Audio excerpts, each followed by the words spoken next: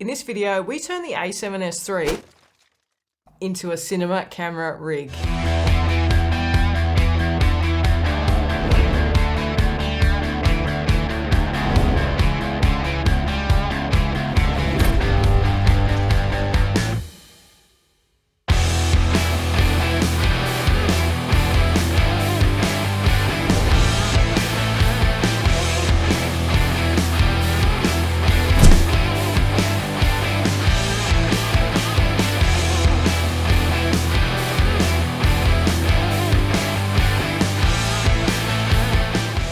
So I actually love the Sony A7S III in this form. It's small, compact, light. You only have to worry about one battery and it still performs exactly the same way.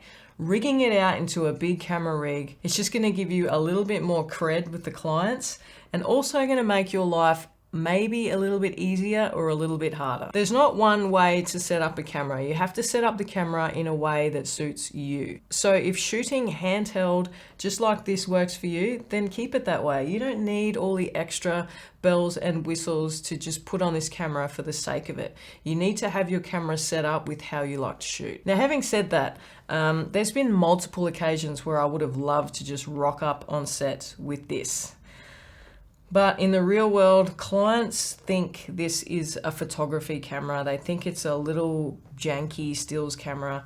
Little do they know it's worth about $5,000 just the body itself without a lens. It's sad that in this day and age, we actually have to rig out a camera like this just to impress a client. But in some cases, that's what has to be done. And we have charged $5,000, $10,000 more for a job just because we're shooting it on a 4K cinema camera. So initially, if you're investing in a cage, a monitor, a matte box, a side handle, all that kind of thing, it could in the long run get you more gigs with clients who think you look more important and more experienced. Now, I'm not saying that having all this extra gear on your camera makes you a better filmmaker or a better videographer. It certainly doesn't. Sometimes having all that extra stuff can be a pain in the ass. It gets in the way, it's too heavy.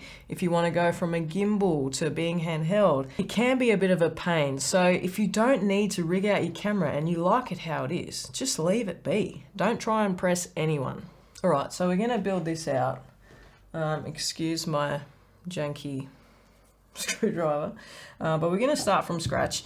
And what I love about this particular setup that I've done is that it's nice and quick and easy, because how I like to shoot is I like to go from a gimbal to a handheld pretty quick. I don't want to be messing around. I want to be, boop, let's go, keep it moving. So the first thing we're going to do is we're going to put on this side handle. And this is just a NATO rail, so that keeps it nice and easy and simple. Just a flick of this and she's off. So the NATO rail is actually from Small Rig. So it just clips in there and we tighten it up and bang, she's done. We just bring this around here and plug that in.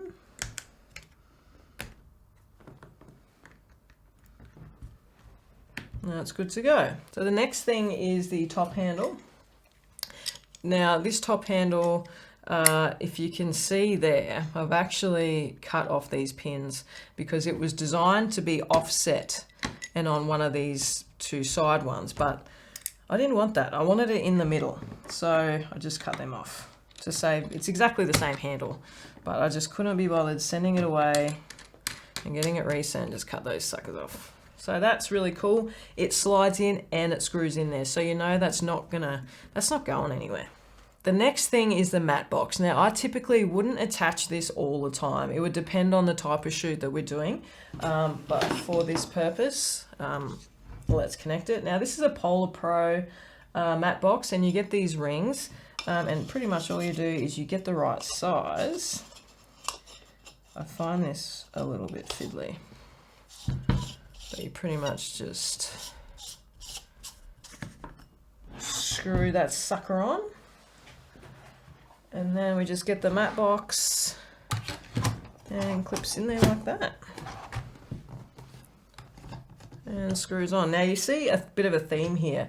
Everything pretty much slides in, clips in, or comes off. So That's what makes it nice and quick and easy. If you're doing a lot of gimbal work to handheld work, this system's really cool.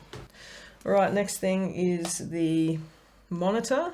Now this is the Tilta monitor mount. It is a cold shoe mount, but on this handle there is a little button, and it's kind of just a bit of a peace of mind button. Whereas when you put it in and you secure it, there's no way this monitor is coming out because there's an actual little lock on there. Hear that click? It's the best click when you're a filmmaker. Yes. So it's in there. It's not going anywhere. Tighten that up. I don't think I actually need this janky screwdriver, see? And that's the beauty about this, is it's toolless. Now you know.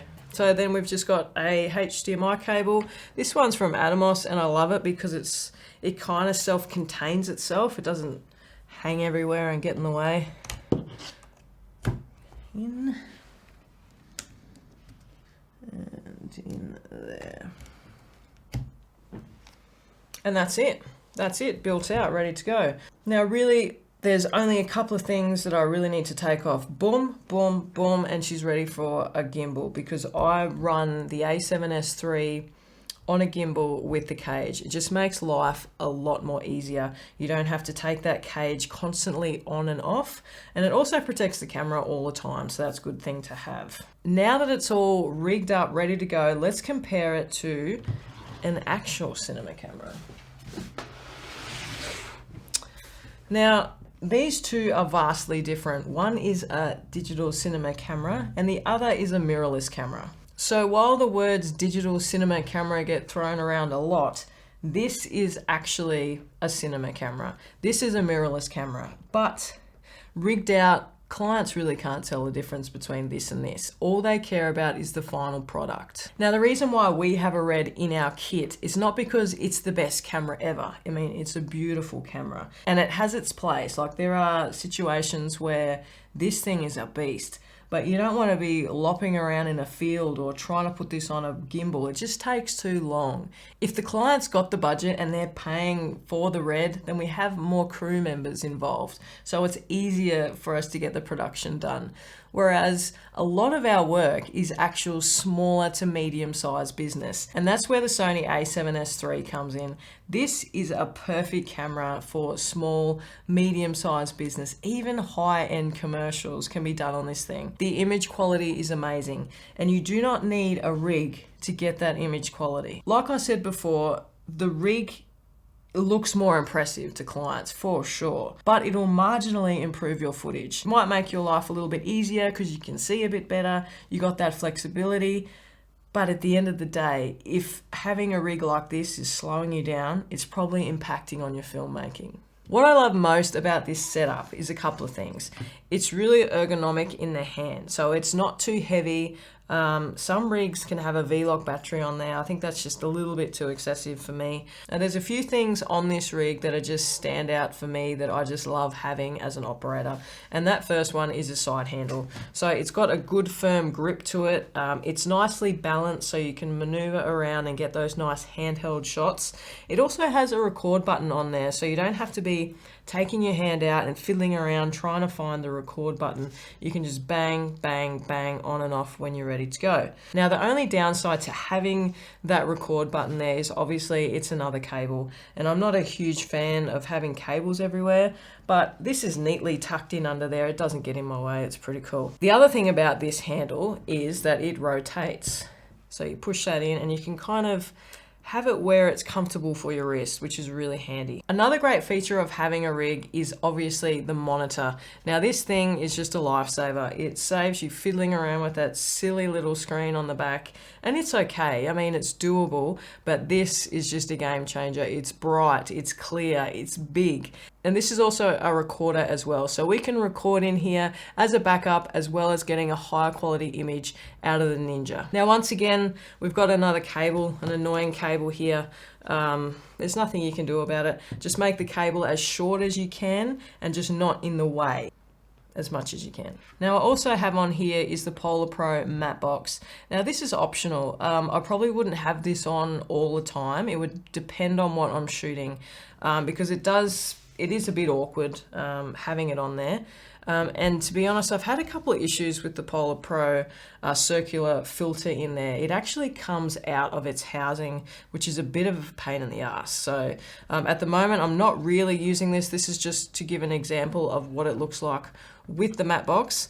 But definitely having a matte box on there and ready to go when you need it is really handy to have, especially if you're shooting a lot of outdoor stuff, bright scenarios, stuff like that. Now, the one thing that is missing from this rig, I don't know if you guys have noticed it, but there is no microphone. So on this cage, there is a few different options for mounting a microphone.